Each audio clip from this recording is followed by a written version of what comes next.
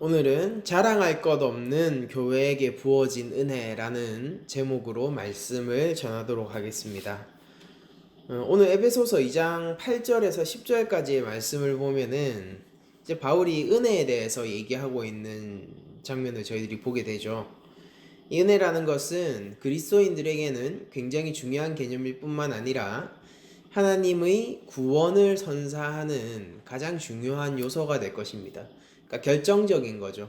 결정적인 요소가 될 것입니다. 그런데 이 은혜라는 개념은 예수님을 믿지 않는 사람들에게는 굉장히 마음에 반감이 오기도 하고 그리고 선뜻 이해하기 힘든 개념입니다. 여러분들, 저희 기독교의 특징이 무엇이냐면은 구원을 이야기할 때 행위를 일체 넣지 않고 하나님의 은혜에 전적으로 의존하는 이 구도가 기독교에만 있는 굉장히 독특한 구도인데요. 하나님께서 자비를 베푸시고 은혜로 우리를 구원해 주시지 않는다면은 그 누구도 구원을 얻지 못하게 되고 우리들의 행위는 그 앞에서 아무것도 아닌 것이 되는 것이기 때문입니다. 예수님을 믿지 않는 사람들에게 이 사실은 굉장히 그저 편리한 하나의 구원 방식, 그러니까 인간의 편리를 위해서 조작되어진 하나의 구원 방식처럼 느껴지기도 하고요. 그리고 이 자기 자신이 이때까지 살았던 삶 자체를 부정하는 듯한 그런 불쾌감을 느끼게 하는 요소이기도 합니다. 여러 가지 측면에서 이 은혜라는 개념을 이해하는 것은 참 그리스도인이 아니고서는 굉장히 힘든데요.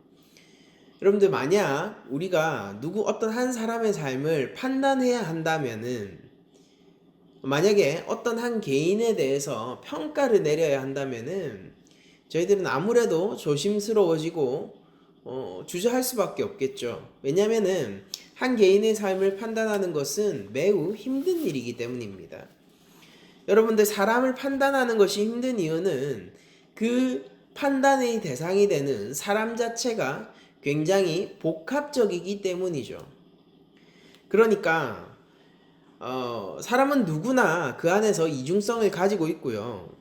그리고 사람은 누구나 다양한 측면에서 조망되어질 만한 다각성을 가지고 있기 때문에 그 사람을 어떤 기준으로 놓고 보느냐, 그리고 어떻게 그 사람 전체를 과연 총괄해서 평가를 할 수 있느냐, 몇 가지 항목을 들여다보면 그렇게 될까요? 아니면은 어떤 기준을 놓고 그 사람들을 평가하면은 정당한 평가를 내리는 것일까요? 그러니까 이런 모든 문제들이 완전히 답이 없다라고 얘기할 수는 없지만은, 그러나 어느 정도 모호한 선상 위에서 저희들이 얘기할 수밖에 없기 때문에 한 사람을 판단하는 것은 매우 힘든 일이 됩니다. 조금 극단적인 예를 들어보자면은 이런 게 있겠죠. 국제적인 재난에 기부를 하고 동참을 하고 멀리 나가서 자원봉사를 하던 그 사람이 어쩌면은 그 동네에서 자주 물건을 훔치는 도벽이 있는 사람일 수도 있고요. 그리고 미성년자 성추행범으로 잡힌 사람이 어떤 한 딸에게는 세상에서 가장 자상한 아버지일 수도 있고, 그런 이중성들이 사람에게는 얼마든지 있을 수 있다는 얘기입니다. 굉장히 물론 극단적인 얘기지만은 저를 포함해서 모든 사람들이 이런 간극들이 우리 모두에게 있지 않습니까? 그러면은 어떻게 우리가 그런 것들을 정당하게 평가하고 다룰 수가 있을까요? 여러분들, 굉장히 사회를 위해서 큰 일을 하고 큰 봉사를 한 사람이 몇몇 가지 작은 실수들을 저질렀다면은 우리는 어떻게 판단해야 됩니까? 사회를 위해서 굉장히 큰 공헌을 한 사람이 만약 음주운전을 했다면은 그럼 우리가 어떻게 평가를 해야 될까요? 사회를 위해서 결정적인 역할을 한 사람이 음주운전을 해서 누군가를 치여서 사고를 냈다면은 그건 또 우리가 어떻게 평가를 해야 될까요? 공과 실을 우리가 따로따로 보아야 합니까? 이런 것들을 종합해서 판단할 수 있는 기준은 있을까요? 한 사람을 판단하는 것은 매우 힘든 일입니다. 기독교가 이 많은 부분 은혜라는 개념에서 사람들에게 반감을 불러일으키는 것은 바로 이런 부분 때문이겠죠. 너네가 뭔데 한 개인을 마음대로 판단해서 은혜가 필요한 사람 있네 안 있네 판단하느냐라는 거죠. 여러분들, 저희들이 예수님이 필요하다라고 얘기하고 하나님의 은혜가 필요하다라고 얘기할 때 저희들이 가지고 있는 이 은혜는 다른 종교에서 얘기하거나 아니면 사람들이 기본적으로 그냥 나이브하게 기독교를 생각할 때 쉽게 접근하는 그런 세속적인 복의 개념이 아니기 때문이에요.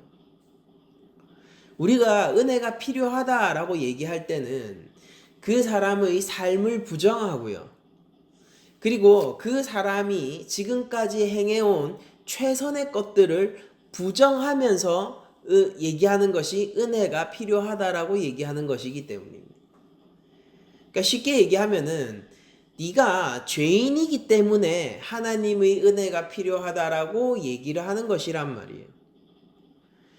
우리들은 죄인이라는 개념 앞에서요, 이렇게 아마 누구나 생각할 거예요. 누구도 당당할 수는 없겠지. 그 누구도 떳떳하게 모든 면에서 떳떳할 수는 없겠지. 그러나 내가 지금까지 살아온 삶을 비춰봤을 때 딱히 또 나를 지옥 보낼 만한 죄를 찾을 수는 없지 않겠니? 라고 생각을 하는 것입니다.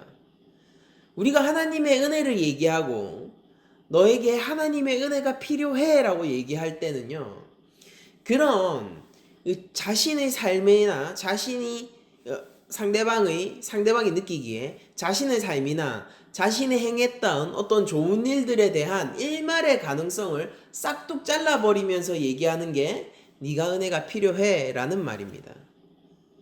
네가 가지고 있는 그 어떠한 삶의 형태, 그리고 네가 가지고 있는 그 어떠한 최선의 선택들도 너에게 구원을 선물할 순 없어. 너는 한없이 모자랄 뿐 아니라 아무것도 할 수 없으므로 하나님께서 먼저 손 내밀어 주시고 하나님께서 먼저 사랑을 베풀지 않으면은 너는 결국 아무것도 아닌 존재가 될 거야. 너는, 그러니까 쉽게 얘기하면 이거죠. 지옥 갈 거야 라고 얘기하는 게 우리가 말하는 은혜이기 때문입니다. 이것은 굉장히 반감을 불러올 만한 개념입니다. 여러분들, 하나님이 주시는 구원이 어떤 돈 같은 거면은 쉽죠. 좋아요. 그 구원을 마다할 사람이 누가 있겠습니까? 하나님이 주시는 구원이 건강하게 장수하는 것 정도면은 매우 좋을 거예요. 그것을 마다할 사람이 누가 있겠습니까? 네가 건강이 별로 좋지 않지. 근데 네가 죽을 때까지 건강한 몸으로 살 수 있게 해주는 게 하나님의 뜻이야 라고 얘기하면은 누구나 인정할 거예요. 그래, 나는 목이 안 좋아. 나는 거북목이야. 아니면 난 무릎이 안 좋아. 아, 나 요즘 어깨가 시큰거려. 나 편두통이 자주 와. 나에게 봄마다 꽃가루 알레르기가 있어. 이러면서 누구나 나와서 하나님의 은혜를 구할 겁니다. 돈이라면 어떨까요? 너 사는 게 충분하지 않지. 하나님이 너에게 굉장히 큰 부를 선사해 주시고 네가 사는 데 있어서 하나도 불편함이 없도록 하는 게 하나님의 구원이야 라고 얘기를 한다면요, 그러면은 누구나 와서 너나 할 것 없이 자기를 공고한 자로 얘기할 거예요. 나는 공고해. 하나님, 저는 공고합니다. 하나님, 저 월급이 모자라요. 하나님, 제 한 달에 카드 빚이 얼마인지 압니까? 하나님, 저에게는 하나님의 은혜가 필요해요 라면서 누구나 달려올 거란 말이에요. 그런데 지금 바울이 얘기하고 있는 구원과 기독교가 전하고 있는 하나님의 은혜는 영원한 생명을 약속하는 그 은혜란 말입니다.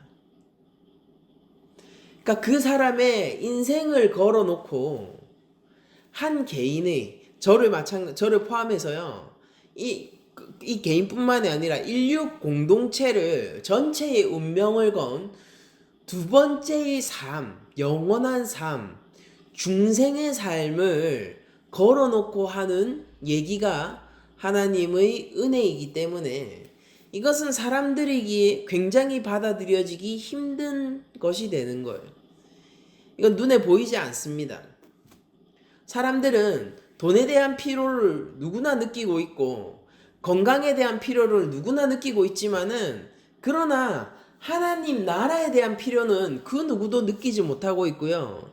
영원한 생명에 대한 갈급함은 그 누구도 느끼지 못하고 있고, 하나님 통치에 대한 필요성을 그 누구도 느끼고 있지 못하기 때문에, 심지어 그런 것들은 볼 수도 없고 만질 수도 없기 때문에 이 구원이 필요하다는 이 사실을 깨닫고 알게 되어서 하나님께 자비를 구하는 일을 하는 것은 매우 힘든 일이 되는 것입니다. 세상이 바라는 구원은요, 내가 지금 그냥 어느 정도 더 좋은 사람이 되는 것 정도예요. 내가 지금 굶지 않고 살아갈 만큼 살아가는 것 정도예요. 내가 조금 더 우리 가족과 나를 먹여 살리고 조금 더 뭔가 남는 게 있어서 사회를 위해서 헌신하고, 그리고 다른 약한 자들, 그리고 소외된 자들을 위해서 쓸 수 있을 정도의 구원입니다. 그 정도 나에게 있다면은 나는 그렇게 살겠다라는 거죠. 그 정도면 충분해라고 얘기를 하는 것입니다. 그러니까 이게 딱히 욕심을 부리는 것도 아니잖아요. 이게 딱히 하나님을 저주하는 행동도 아니고, 이게 딱히 비윤리적이거나, 아니 오히려 윤리적인 행동이죠. 사람들이 그런데 그 정도 선상에서 종교를, 기독교를 놓고 생각하거나 구원을 놓고 생각한다면요, 그거는 오늘 바울이 얘기하고 있는 하나님의 은혜와 구원과 한참 동떨어진 생각이 되는 것입니다. 여러분들, 인간을 판단하는 것은 제가 힘든 일이라고 얘기했습니다. 그리고 그 삶의 공과, 그리고 공과를 결정하는 것은 어떤 기준을 놓고 몇 가지 항목을 살펴봐야 될지도 결정할 수 없는 일이라고 얘기를 했습니다. 그런데 그것을 살펴보시고 판단하는 이가 하나님이라면 어떻게 될까요? 하나님은요, 모든 것을 아시고 가장 적절하고 공정한 기준으로 모든 것을 평가하시고 판단하십니다. 그리고 하나님은 모든 사람들의 창조주이시자 주인이시기 때문에 그 모든 것을 심판하시고 판단하십니다. 그러니까 하나님께서는 창조주세요. 그래서 모든 것을 판단하시죠. 모든 인간을 하나님께서는 당연히 판단하십니다. 그렇게 하나님이 모든 것을 아시고 공정하게 처리를 할 때에 그 판단을 통해서 하나님이 하시고자 하는 일이 인간에게 원래 하나님이 계획하신 선하신 뜻을 따른 영원한 생명을 주시는 일이고, 그리고 하나님께서 그 판단하는 자와 영원한 교제, 하나님과 영원한 사귐을 두고 그것을 기준으로 무언가를 인간의 삶을 판단하신다면요, 그것은 한 개인의 일에 있어서 굉장히 큰 일이 되는 것이죠. 그러니까 은혜에 대한 개념에 대한 반감을 가져올 때 우리가 보통 그것 때문에 반감을 가지잖아요. 아니 도대체 하나님이 뭔데 왜 내 삶에 모든 것을 그냥 다 부정하시느냐, 이것 때문에 우리들이 화가 나는 거 아닙니까? 아니 하나님, 내가 분명히 선한 마음을 가지고 선한 의도로 선한 행동을 했었던 일이 분명 내 삶 가운데서 있잖아요. 근데 왜 그것마저도 부정하십니까? 아니 그런 거 좀 한두 개라도 좀 쳐주시면 안 돼요? 라고 우리가 생각이 들기 때문에 기독교가 얘기하는 구원과 은혜의 개념에 대해서 반감이 생기는 거 아닙니까? 근데 하나님께서는 이렇게 바라보시는 거예요.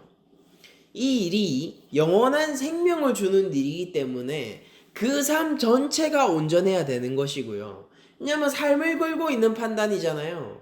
하나님과 영원한 사귐의 판단을 하시는 것이기 때문에 그것을 결정짓는 일이기 때문에 그 인간 자체가 그 개인 자체가 전적으로 거룩해야 하는 것입니다.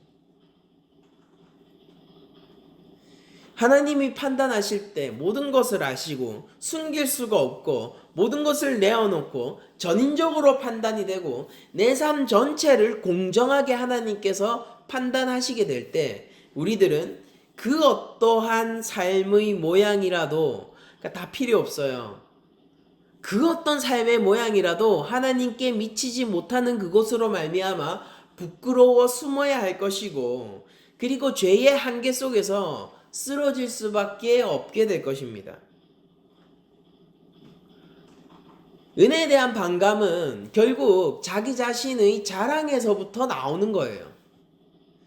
내 삶은 그렇게 하나님이 쉽게 재단할 만큼 못 산 삶이 아니다라고 얘기를 하는 것입니다.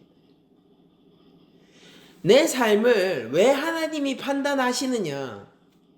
내가 생각했을 때 내 삶은 충분히 내 뜻대로 선한 뜻대로 내가 당당하게 살아온 이 삶인데 어떻게 하나님이 마음대로 재단하시느냐 라고 얘기를 하는 거지 않습니까?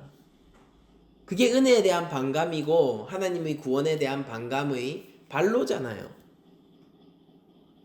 뒤집어서 얘기하면은 내 삶은 당당한 삶이다 라고 얘기하는 거지 않습니까? 자기 자신을 결국 내세우는 삶이고요. 자기 자신의 가능성을 하나님 앞에서 드러내놓고 자랑하는 것이고요. 내 삶이 그래도 괜찮다라고 하나님 앞에 합격점을 내미는 그런 태도 아니겠습니까? 저는 이런 삶의 태도에서 결국 우리를 덮쳐오는 율법의 한계를 바라보게 됩니다. 왜냐하면 하나님께서 은혜에 의해서 오늘 본문을 보죠.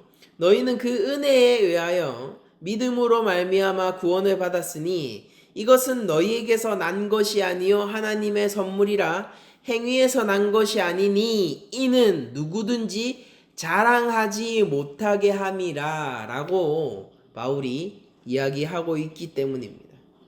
하나님이 은혜를 베푸시는 것은요 우리에게 자랑치 못하게 함이고 그것은 우리에게 자랑할 것이 있는데 하나님이 아니야 너는 자랑하지 마 라고 얘기하는 것이 아니라 자랑치 못하게 한다라는 것은 우리의 본질이 무엇인지 하나님 앞에서 우리가 어떠한 죄인인지를 깨닫게 하신다라는 뜻이기 때문입니다. 우리는 우리의 행위로는요 결코 구원받을 수 없는 존재예요. 왜냐하면 우리의 삶을 판단하시고 재단하시는 하나님이 거룩하신 하나님이기 때문입니다. 우리의 삶 전체를 놓고 우리 전인을 판단하시는 하나님은요 그 무엇 하나 빼놓지 않고 낱낱이 기억하시고 우리 스스로도 하나님 앞에서 그 무엇도 숨길 수 없는 하나님이기 때문이에요. 그 하나님 앞에서 우리가 무엇을 내어놓을 수 있겠습니까? 무엇을 자랑할 수 있겠습니까? 여러분들 빌 게이츠 앞에서 500원짜리를 자랑할 사람이 누가 있겠어요? 여러분들 빌 게이츠 앞에서 자신의 5만원짜리를 내어놓고 자랑할 사람이 누가 있겠습니까? 여러분들 우리 국민 영웅 장미란 선수 있지 않습니까? 장미란 선수 앞에서 그 누가 내가 힘이 좋네 라면서 자랑할 사람이 누가 있겠어요? 내가 팔씨름을 우리 반에서 1등 한다라고 자랑할 사람이 누가 있겠냐고요?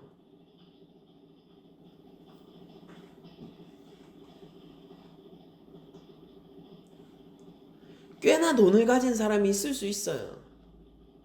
그러나 그 사람이 빌 게이츠 앞에서 자랑할 수는 없을 것입니다. 꽤나 힘을 가진 사람이 있을 수 있을 거예요.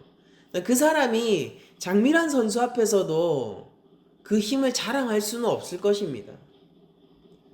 부끄러운 일이죠. 자랑하는 것이 오히려. 거룩하신 하나님 앞에서 모든 것을 보시고 모든 것을 판단하시고 공정하신 하나님 앞에서 자기의 삶에 몇몇 가지 요소들을 놓고 이것 가지고 자랑할 수는 없을 거예요. 그것이 꽤나 괜찮은 것일 수도 있어요. 인정합니다. 그것이 꽤나 괜찮은 것일 수도 있지만은 거룩한 하나님 앞에서 그것을 자랑할 수는 없을 거란 말입니다. 오늘 본문에서 바울은 우리로서는 결코 구원이 날 수 없기 때문에 하나님께서 선물로 구원을 베푸시고 그것이 믿음으로 말미암는 하나님의 은혜라는 것을 지금 못 박아두고 얘기를 하고 있는 것입니다. 여러분들, 구원을 우리의 힘으로도 쟁취할 수 있는데 하나님이 그것을 억지로 넣어두시고 억지로 거절하시고 굳이 하나님의 뜻과 힘으로 구원하신다라고 여러분들 이해하십니까? 아니죠. 우리의 구원은 그런 것이 아니잖아요. 우리로서는 내어놓을 것이 없고 하나님을 붙들지 않고는 하나님의 심판을 받을 수 없는 그 자리에서 하나님의 은혜와 사랑의 메인자로서 구원을 얻는 것이 우리의 구원 아닙니까? 행위에서 난 것이 아닌 구원이 될 수밖에 없는 이유는 우리의 행위가 거룩하신 하나님 앞에서 아무것도 아닌 것이기 때문에, 실제 아무것도 아닌 것이기 때문이고, 우리가 정말로 그 은혜로 말미암아 구원받은 것으로 말미암아 그 무엇도 자랑할 수 없는 이유는 무엇이겠습니까? 그 이유는 실제 우리가 하나님의 구원에 비추어 봤을 때는 무엇도 자랑할 것이 없기 때문입니다. 실제로. 여러분들, 구원의 절대 요소는 은혜예요. 사람들은 종교로서 기독교를 생각하기 때문에 은혜에 대해서 거부감을 가지게 되는 것입니다. 뭔데 네가 나를 구원해? 뭔데 네가 내 삶을 마음대로 재단해? 뭔데 네가 나를 죄인이라고 얘기해? 하나님이 뭔데 내 삶 가운데서 너는 구원이 필요한 자라고 얘기해? 나는 이렇게 당당한 삶이 있는데 내 삶의 모양은 이러이러한 것인데 그래도 괜찮은 건데 쟤보다 나은 건데 내가 최상은 모르겠지만은 그래도 괜찮은데, 아니 나는 그렇다 쳐도 어떻게 저 위대한 위인의 삶마저 부정할 수가 있는 거예요. 그게 어떻게 공정한 하나님이야? 애시당초 하나님이 생명을 줘놓고 왜 함부로 그 생명을 판단하는 거야? 지옥이나 보내고. 여러분들, 우리를 판단하시는 하나님은요, 거룩한 하나님입니다. 거룩한 하나님께서 공정하게 판단하세요. 그분께서 힘이 없다라고 얘기하면요, 정말로 힘이 없는 거예요. 그분께서 모자라다라고 얘기하면요, 정말로 모자란 것입니다. 하나님께서 구원이 필요하다라고 얘기하면요, 정말로 구원이 그냥 필요한 삶인 거예요. 하나님께서 죄 있다라고 얘기하시면요, 정말로 죄가 있어서 그런 겁니다. 하나님께서 용납되지 않는다라고 얘기하시면요, 정말로 용납되지 않아서 그런 거예요. 하나님은 억지를 부리지 않으세요.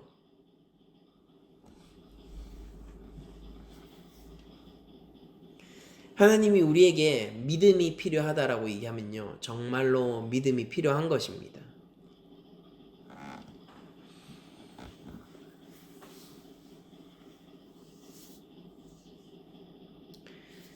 바울은 이 복음을 알고 이 복음을 전했던 사람입니다.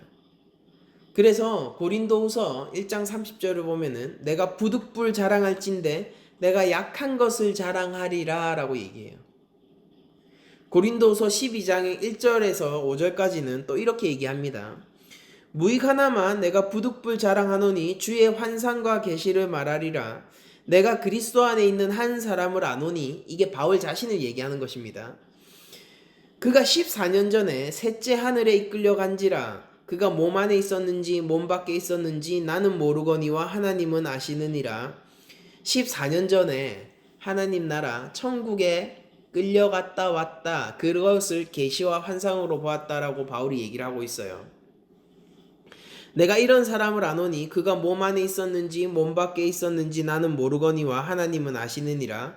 그가 낙원으로 이끌려가서 말로 표현할 수 없는 말들을 들었으니 사람이 가히 이르지 못할 말이로다.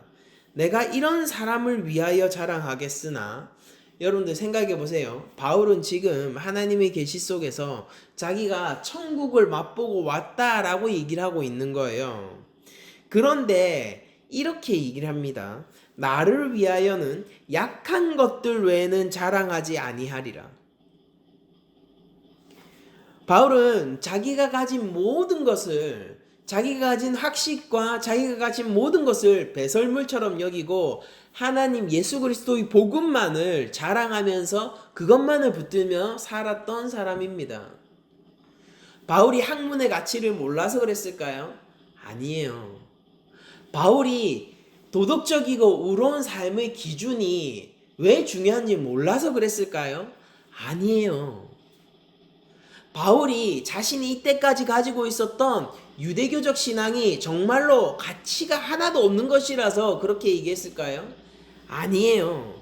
그게 아니라 바울이 지금 얘기하고자 하는 것은요, 바울이 왜 모든 것을 배설물로 여기고 자랑이 없어서 자기 오히려 약한 것을 자랑하면서 예수 그리스도만 붙드냐면요, 거룩하시고 공정하신 하나님 앞에서는요, 내가 가지고 있는 이 좋은 것들 맞아요.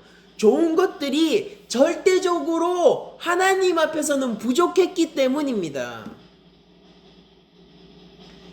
여러분들, 힘이 센 사람이 있다니까요. 그러나 장민환 선수 앞에서는 그 힘 자랑이 아무 소용이 없는 거예요. 여러분들, 돈을 가진 사람이 있다니까요. 그런데 빌 게이츠 앞에서 그 돈을 자랑할 수 없는 것입니다.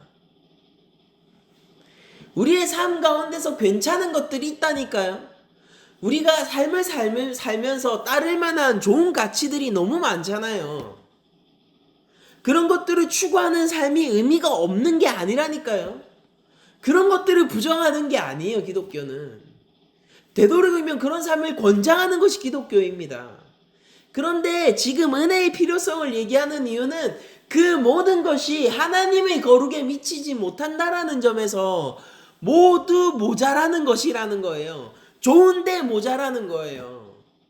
거기다가 우리 삶이 그런 좋은 것들로만 점철되어 있는 것이 아니라 그런 하나님이 주신 좋은 양심 아래서도 우리가 악한 죄들을 저지르지 않습니까?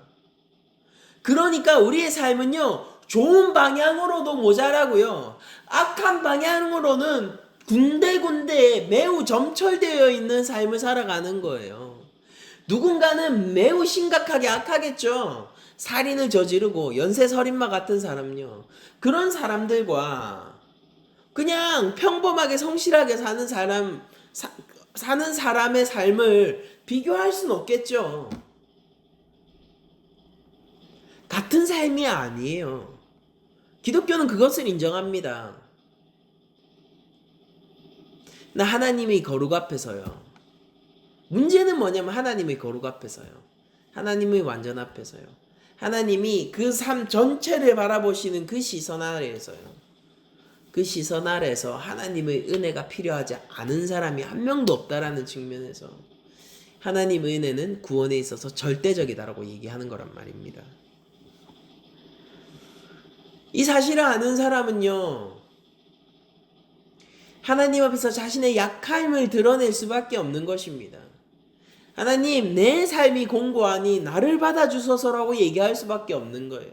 바울이 어떤 사람입니까? 유대인 중에 유대인이고, 자기가, 아니 여러분, 바울이 그럼 예수 믿기 전에는 개차반으로 살았습니까? 그 누구보다 성실했던 사람이에요. 예수 믿기 전에 학식이 없던 사람이에요. 그 누구보다 유대교적 학식이 깊은 사람이라고요. 그전에는 권세가 없던 사람입니까? 예수를 믿기 전에는. 그는 로마 시민이었단 말이에요. 그런데 이 모든 것이, 그리고 바울이 예수님을 위하여서 박해받은 게 얼마고 예수님을 위하여서 그 삶을 희생한 그 희생이 얼마입니까?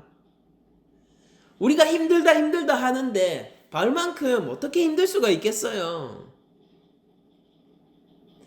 누가 바울 앞에서 우리의 삶이 그리스도 이름 위해서 싸우는 삶으로서 너무 힘겹다, 그래서 버틸 수 없다라고 얘기하겠습니까? 정말로 목숨을 걸고 죽기를 각오하고 실제 죽을 뻔한 적도 여러 번 있는 그 바울 앞에서 말입니다.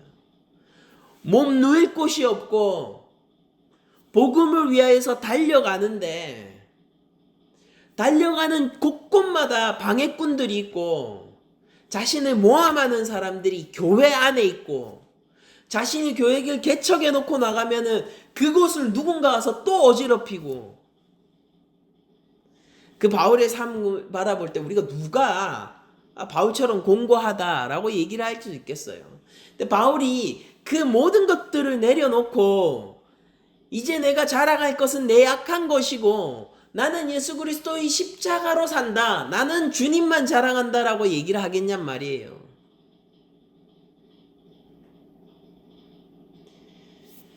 바울의 그 고생한 그 삶, 그 희생적인 그 삶, 하나님께서 안아주시고 칭찬할 그 삶, 제가 분명히 얘기했어요. 하나님께서 안아주시고 칭찬한 그 삶. 그러나 그 삶의 모양도 하나님의 거룩 앞에서는요, 한참 모자라는 삶이라는 것입니다. 그러니까 필요한 거예요. 예수를 핍박했던 바울은, 예수 믿는 자를 죽이는데 동의했던 그 바울은 하나님 앞에서 은혜가 필요했던 자라고요. 그가 나중에 어떤 희생을 한다고 해서 그에게 하나님이 필요 없다라는 얘기가 아니란 말이에요. 오히려 그렇기 때문에 더욱더 하나님의 은혜와 긍휼이 필요한 것입니다. 예수님께서 산산수훈을 가르치면서 이렇게 말씀하셨어요. 예수께서 무리를 보시고 산에 올라가 앉으시니 제자들이 나온지라 입을 열어 가르쳐 이르시되 심령이 가난한 자는 복이 있나니 천국이 그들의 것이며 애통하는 자는 복이 있나니 그들이 위로를 받을 것이요 온유한 자는 복이 있나니 그들이 땅을 기업으로 받을 것이요 의에 줄이고 목마른 자는 복이 있나니 그들이 배부를 것이요 긍휼히 여기는 자는 복이 있나니 그들이 긍휼히 여김을 받을 것이며 마음이 청결한 자는 복이 있나니 그들이 하나님을 볼 것이며 화평하게 하는 자는 복이 있나니 그들이 하나님의 아들이라 일컬음을 받을 것이며 의를 위하여 박해를 받는 자는 복이 있나니 천국의 그들의 것임이라. 나로 말미암아 너희를 욕하고 박해하고 거짓으로 너희를 거슬러 모든 악한 말을 할 때 너희는 복이 있나니 기뻐하고 즐거워라. 하늘에서 너희의 상이 큼이라. 너희 전에 있던 선지자들도 이같이 박해하였느니라. 여러분들 생각을 해보십시오. 예수님께서 이 복을 더하시는 이 산상수훈의 첫 그 가르침을 베푸실 때 예수님이 제일 처음 말씀하신 복 있는 자가 심령이 가난한 자고, 그 다음에 복 있는 자로 선언하시는 것이 애통하는 자입니다. 여러분들, 왜 심령이 가난한 자와 애통하는 자가 그 어떤 그 거대한 복을 받는 그 첫 초입처럼 나와 있습니까? 그 관문처럼 그것을 통과해야만 복을 받을 수 있는 것처럼 왜 가장 앞서 나와 있냐고요. 근데 그것을 고백하는 것이 진짜 복을 받은 것이기 때문이에요. 내 삶은 예수님이 필요한 삶이에요. 저는 내어놓을 게 없습니다. 저는 자랑할 게 없습니다. 내 삶 가운데서 자랑할 것이 하나도 없습니다. 하나님 앞에 미칠 만한 것이 없습니다. 내 삶은 공고합니다. 괜찮게 살아왔다라고 생각했지만은 그래도 저 사람에 비하면은 내가 그래도 조금 괜찮게 살아왔다라고 생각했지만은, 그러나 내 삶은 참으로 하나님 앞에서 긍휼과 자비 없이 살아남을 수 없는 삶입니다. 저는 죄인입니다. 나를 긍휼히 여겨 주시옵소서. 내 영혼아 어찌할 것이냐. 내 영혼아 어찌할 것이냐. 하나님 나를 긍휼히 여겨 주시옵소서. 그렇게 얘기할 수 있는 자가, 자신의 영혼을 드디어 바라볼 수 있게 되는 자가, 자신의 삶을 하나님 앞에서 놓고 판단할 수 있게 되는 자가 참으로 복을 받은 자들이고, 그들은 이미 하나님 나라에 들어온 자들입니다. 그 선언이 바로 예수님의 산상수훈이고, 그렇게 심령이 가난한 자, 애통하는 자, 온유하는 자, 의에 줄이고 목마른 자, 긍휼히 여기는 자, 마음이 청결한 자, 화평하게 하는 자, 의를 위하여 박해를 받는 자는 하나님의 기쁨에 참여하는 하나님의 교회가 될 거란 말이에요. 여러분들, 우리들은 하나님의 은혜로 말미암아 참으로 기뻐하는 자들입니다. 우리의 그 은혜로 말미암아, 그 구원의 소식으로 말미암아 우리 교회는 참으로 기뻐하는 자들이란 말이에요. 여러분들, 다른 것으로 우리에게 기뻐할 만한 제목이 얼마나 있는가 찾아보면은 그 생각보다 그렇게 많지 않잖아요. 당장 저의 삶을 돌아본다고 해도 뭐 제 삶에 닥쳐오는 100가지 소식 중에서 제가 기뻐할 만한 소식이 몇 가지나 있을 것 같습니까? 10%나 될까요? 10%나 되면은 더 좋겠죠. 즐거운 소식일 겁니다. 즐거운 삶일 겁니다. 대부분이 그저 그런 소식이고, 대부분이 슬픈 소식이고, 대부분이 신경 써야 하는 소식이고, 대부분의 소식이 스트레스 받는 거 아닙니까? 기뻐할 만한 소식이 삶 가운데서 몇 %나 됩니까? 근데 우리가 어떻게 항상 기뻐하고 하나님 앞에 감사할 수가 있습니까? 하나님의 은혜를 알아야 되는 거예요. 하나님이 은혜로 말미암아 우리에게 선물로 구원을 주셨습니다. 우리의 행위에 근거하지 않고 오직 하나님의 사랑으로 말미암아 예수 그리스도의 십자가를 근거로 우리에게 참 은혜의 선물을 주셨습니다. 우리들은 그래서 기뻐하고 예배하는 것입니다. 여러분들, 다른 모든 종교에 있어서 예배는 말입니다. 다른 모든 종교에 있어서 예배는 어떤 축제라기보다는 정말로 그 말 그대로 그냥 예전이죠. 근데 기독교의 예배는요, 어떤 축제의 요소가 굉장히 두드러지게 나타나는 것이 특징이에요. 여러분들, 이슬람교 같은 거 보십시오. 찬양이 있는 줄 아세요? 없어요. 없습니다. 불교에는 예배라는 개념 자체도 흐릿하기도 하고요. 기독교는 어떻습니까? 기독교는 시대마다 끊임없이 찬양을 만들어내고요. 하나님을 기뻐하고요. 하나님을 즐거워하고요. 하나님께 감사하고요. 심지어 바울은 매를 맞아가면서도 감사하고요. 자기가 개척한 교회의 성도들이 자기를 향해서 비난하는 그 순간에서도 하나님 앞에 찬양을 하고요. 누군가는 암에 걸려서 자신의 생명이 꺼져가는 그 순간에도 하나님께 감사 찬양을 부르고요. 누군가는 자신의 삶이 막막하다라고 생각할 때 하나님을 찬양하며 위로를 받고요. 어디서부터 시작되는 것일까요? 내 삶이 자랑이 있는 삶이어야 하는 그 삶이라면은 어떻게 하나님을 그 순간 찬양할 수 있겠습니까? 주님을 위하여, 이름을 위하여서 박해받을 때 어떻게 기뻐할 수가 있겠냐고요.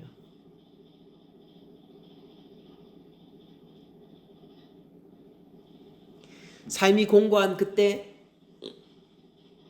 아무것도 위로를 받을 수 없는 그때에 하나님을 찬양하면서 기뻐할 수 있는 근거를 가진 자들은요, 자랑할 것이 없어. 예수 그리스도가 내 삶의 근원이 된 그들이, 그 교회가 참으로 그 순간 기뻐하면서 예배하는 성도들이란 말입니다. 저는 이렇게 생각합니다.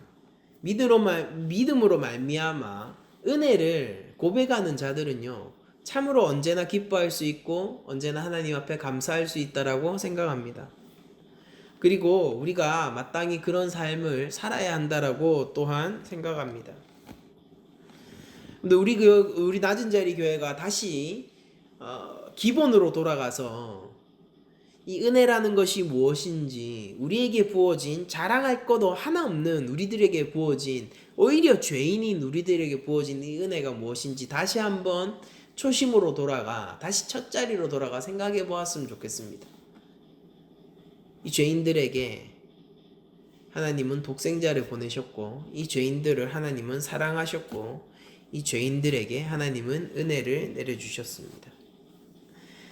우리가 신앙생활을 하면서 때때로 위험한 순간들이 오게 됩니다. 저도 목회자로서 그리고 설교자로서 굉장히 위험한 순간들을 많이 맞고요. 그런 것들은 한번 넘긴다고 해서 끝나는 것이 아니라 시도 때도 없이 찾아옵니다. 이게 내가 괜찮아서 그런 것 같고, 내가 괜찮아서 설교를 잘하는 것 같고, 내가 괜찮아서 이번 사역 잘하는 것 같고, 내가 그래도 예수 믿는다고 해서 좀 괜찮은 사람인 것 같고, 어느 순간 그 생각의 비탈길 속에서 하나님이 빠지는 순간이 오게 되거든요. 하나님 감사합니다. 하나님이 나를 변화시키셨습니다. 이런 게 아니라 어느 순간 나를 의지하고 나를 내세우고 자기를 붙드는 그런 순간들이 오게 될 때, 그것은 언제나 비탈길이에요. 비탈길에서 이렇게 밑으로 떨어지게, 사람을 떨어지게 만들면서 어느덧 하나님을 내 삶에서 떼어놓게 만듭니다. 그러면서 나를 의지하게 하고, 누가 만드는 겁니까? 스스로 빠진 함정이잖아요.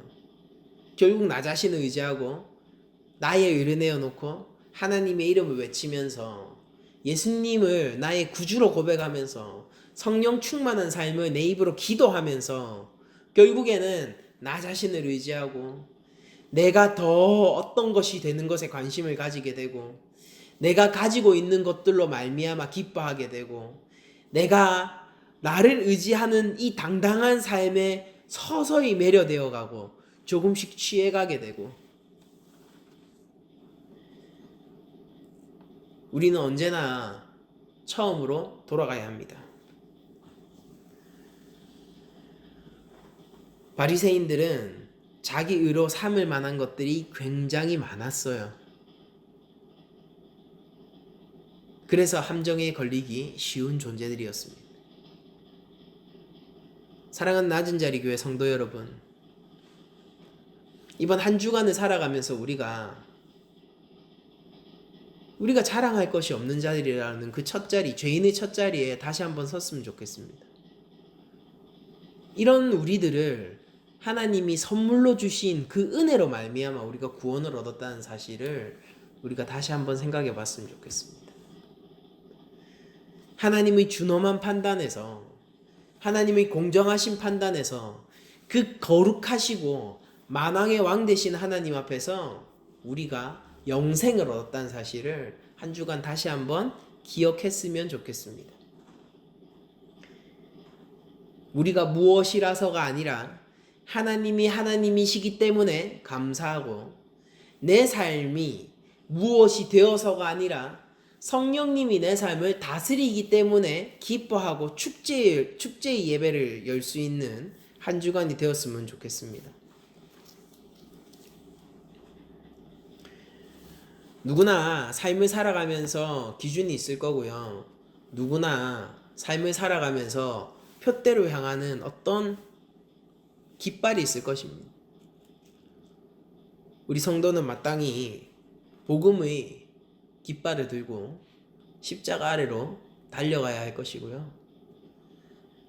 우리 낮은 자리 교회 성도 전체가 한 주간 살아갈 때에 참으로 내가 죽고 예수 그리스도만으로 사는 그 삶을 살 수 있었으면 좋겠습니다. 이제 말씀을 마치겠습니다. 에베소서 2장 10절에 우리는 그가 만드신 바라 그리스도 예수 안에서 선한 일을 위하여 지으심을 받은 자니 이 일은 하나님이 전에 예비하사 우리로 그 가운데서 행하게 하려 하심이니라 라고 바울이 얘기를 하고 있습니다. 여러분들 기억하십시오. 우리는 그리스도 예수 안에서 선한 일을 하기 위해 지음받은 자들입니다. 우리는 우리 안에서 선한 일을 하기 위해서 지음받은 자들이 아니에요. 나는 나 안에서 선한 일을 위해서 지음받은 자들이 아니라 우리는 오직 이 교회는 자랑할 것이 없는 이 교회는 오직 예수 그리스도 안에서 선한 일을 하기 위하여서 행하기 위해서 지음받은 자들입니다. 그렇게 중생하신 여러분들이 우리 교회가 참으로 예수님을 의지하면서 하나님의 그 한량없는 은혜를 의지하면서 우리가 어떻게 구원을 얻었는지를 기억하면서 살 수 있는 한 주간이 되기를 다시 한번 당부드리고 축원드리며 모든 말씀을 마치도록 하겠습니다.